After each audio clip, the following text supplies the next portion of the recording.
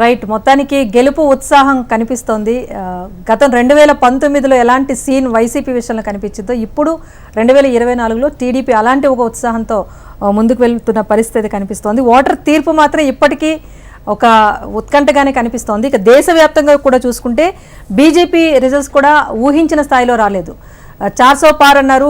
BJP ఇండివిజువల్గా 370 సీట్స్లో విజయం సాధిస్తుందన్నారు. కానీ ఆ స్థాయి వరకు బీజేపీ వెళ్ళలేకపోయింది.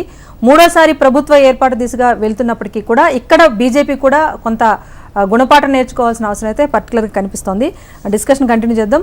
శ్రీనివాస్ గారు చెప్పండి, బీజేపీ ఇప్పుడు గెలుపొందినప్పటికీ కూడా ఇది ఏదో దగ్గరలో గెలుపులాగా అనిపిస్తోంది. సో ఊహించిన స్థాయిలో అయితే స్థానాలు గెలుచుకోలేకపోయిందనే విశ్లేషణ వినిపిస్తోంది. మీరేం చెప్తారు శ్రీనివాస్ గారు?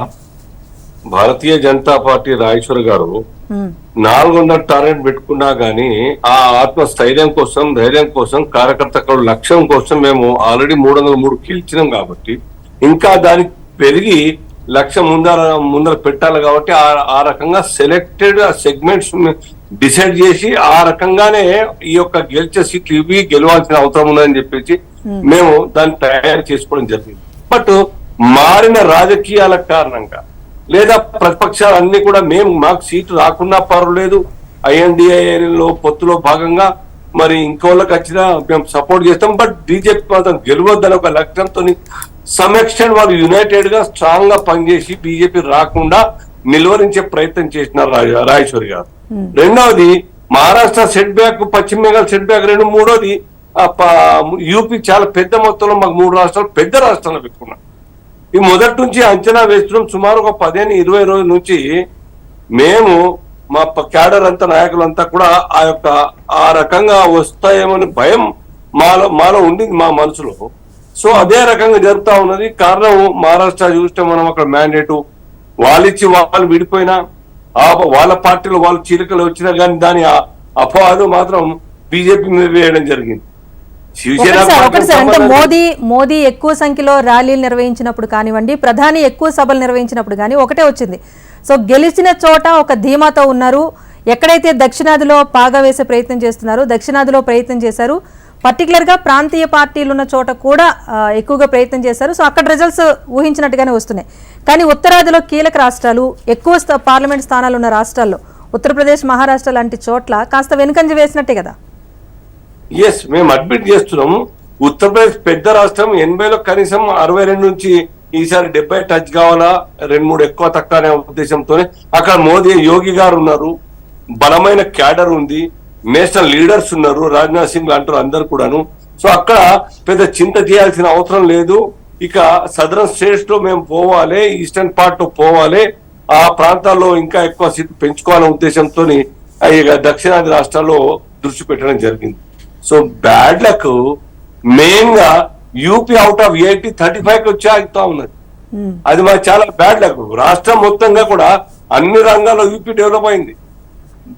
గుండాగిరి లేదు, దోపిడి లేదు, డెవలప్మెంట్ ఉన్నది. నగరాలన్నీ కూడా సుందర వందనంగా తయారు చేస్తున్నాం. కాలేజ్ కావచ్చు, స్వయంగా మోదీ గారు అక్కడనే బ్రహ్మాండమైనటువంటి వారణాసి, దాంతో పాటు పరిసరాలు అన్ని జిల్లా సెగ్మెంట్లలో డెవలప్మెంట్ ఉన్నది. గోరఖ్పూరే కాదు, చుట్టూరా మొత్తంగా కూడా డెవలప్మెంట్ ఉన్నది. ఎయిర్పోర్ట్స్ కావచ్చు, ఐఐటీలు కావచ్చు, ఎయిమ్స్ కావచ్చు, వాట్ నాట్ అని ఏం చేయలేదు చెప్పండి. సో ఇది మేము ప్రజల్ని మాత్రం తప్పు కొడతలేము. కాంగ్రెస్ పార్టీ ఈ దేశంలో భారతీయ జనతా పార్టీని ఓడించడానికై అబద్ధపు ప్రచారం రిజర్వేషన్ల మీద తయారు చేసి స్క్రిప్ట్ ముందర పెట్టడం జరిగింది. బీజేపీ వస్తే రిజర్వేషన్ రద్దు చేస్తుంది, ఎస్సీ ఎస్టీ బీసీలకు రిజర్వేషన్ లేకుండా చేస్తని చెప్పి ఒక అబద్ధ ప్రచారం. రాజ్యాంగం 10 సంవత్సరాలుగా మేము పాలిస్తున్నాం దేశాన్ని. ఈ పాలనలో ఎస్సీ రాష్ట్రపతినిచ్చింది, ఎస్టీ రాష్ట్రపతినిచ్చింది. రాజ్యాంగబద్ధంగా ఉన్నటువంటి రిజర్వేషన్లు అన్ని కూడా యథాలాపంగా యథాతథంగా అమలు చేస్తూ పోయినాం. ఎక్కడ చర్చ రాలేదు. పైపెచ్చు ముస్లిం ప్రజలకు కూడా న్యాయం జరిగే విధంగా త్రిపుల్ తలాక్ అనే చట్టాన్ని మొత్తంగా రద్దు చేసి ఆ యొక్క కొత్త చట్టాన్ని తీసుకురావడం, కశ్మీర్ యొక్క సేఫ్టీ, దేశం మొత్తంలో కూడా దేశ రక్షణ, ప్రజల ప్రాణ రక్షణ గురించి ఎక్కడ కూడా కాంప్రమైజ్ కాకుండా కరువు చేయడం జరిగింది. ఉగ్రవాదాన్ని ఈ తీవ్రవాదాన్ని, ఇవన్నీ కూడా ఆ యొక్క ఉత్తరప్రదేశ్ చూడలేదు మనం. సేమ్ అప్లై అంటే ఇప్పుడు అయోధ్య రామాలయ విషయంలో కానివ్వండి, 370 విషయంలో కానీ కాంగ్రెస్ గవర్నమెంట్ మీద బీజేపీ కూడా అంతే స్థాయిలో ప్రచారం చేసింది కదా. హేట్ స్పీచ్ రీచ్ అయ్యారు ప్రధాని మోదీ అన్న విశ్లేషణలు కూడా వినిపించాయి కదా. అటు కాంగ్రెస్ పార్టీని బ్లేమ్ చేసే అంశం కాదేమో. లేదా కాంగ్రెస్ పార్టీ డిజోన్ చేసింది ఆ ఇష్యూని, బ్యాడ్ గా కాదు, దాని యొక్క రిపర్కషన్ ఈ రోజు కాకుండా రేపైనా ప్రజలకు అర్థమవుతుంది. ఓపెన్ గా డిజైన్ చేసింది ఒక ఆధ్యాత్మిక కార్యక్రమం, దేశ సంస్కృతికి సంబంధించిన కార్యక్రమం, అందరు కమ్యూనిస్టు సైతం వస్తున్నటువంటి ఆ యొక్క ఇండివిజువల్ గా వచ్చారు. ఈవెన్ కాంగ్రెస్ నాయకులు కూడాను ఆచార్య కృష్ణ వచ్చినారు. వాళ్ళు డిఫర్ అయి వచ్చిన కాంగ్రెస్ పార్టీ డెసిషన్ కి. కానీ ఈనాడైనా ఈ రోజు కాకుండా రేపైనా కానీ కాంగ్రెస్ పార్టీ బాధపడుతుంది. రాజకీయాలకు సంబంధం లేనటువంటి ఇష్యూలో కూడాను ఈ యొక్క ఆధ్యాత్మిక రిలీజియస్ ఇష్యూని మేము డిజైన్ చేసుకున్నాం, ఇది తప్పు అని భావిస్తారు, వాళ్ళు ఫీల్ అవుతారు, దానికి ప్రజలకు బుద్ధి చెప్తారు. ఇప్పుడు ఏది ఏమైనా రాజేశ్వరి గారు, బీజేపీ డెఫినెట్ గా మంచి కంఫర్టబుల్ గా ఉన్నది, గవర్నమెంట్ ఫామ్ చేస్తుంది. ఇక ముందు పార్టీ ఎక్కడ బలోపేతం చేయాలి, ప్రజలకు ఏ రకంగా దగ్గర కావాలి, ఇప్పుడైతే జరిగిందో ఆ రకంగా జరగకుండా ఏం చేయాలని మేము ఆలోచిస్తాం, ప్లాన్ చేస్తాం, అమలు చేస్తాం. సో విజయం పొందిన కొంత గుణపాఠాలు అయితే నేర్చుకోవాల్సిన అవసరం అయితే కనిపిస్తోంది. సార్ మాట్లాడదాం సార్. షార్ట్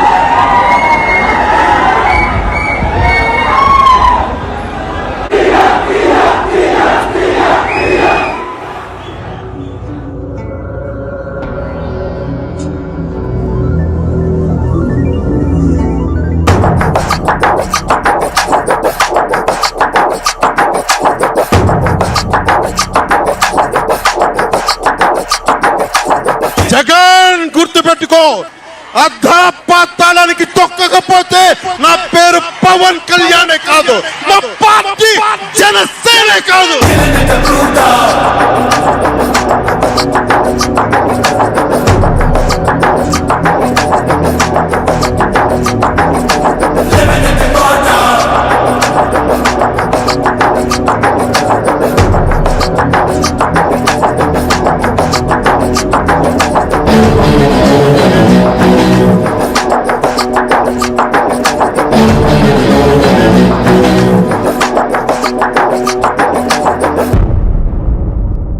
అలాంటోడు మళ్ళీ తిరిగి వస్తున్నాడు అంటే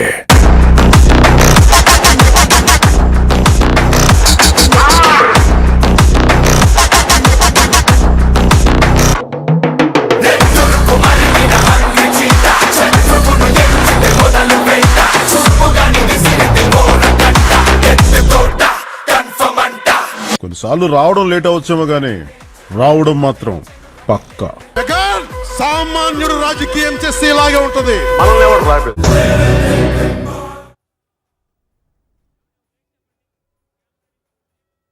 రైట్, మొత్తానికి ఎక్కడ తగ్గాలో కాదు ఎక్కడ నెగ్గాలో తెలియాలన్నట్లు 2 సార్లు వెనకడిగేసినా ఈసారి మాత్రం ఫుల్ జోష్ అనేది జనసేన పార్టీలో కనిపిస్తోంది. షార్ట్ బ్రేక్ తర్వాత అప్డేట్ చూద్దాం. Keep watching HM TV.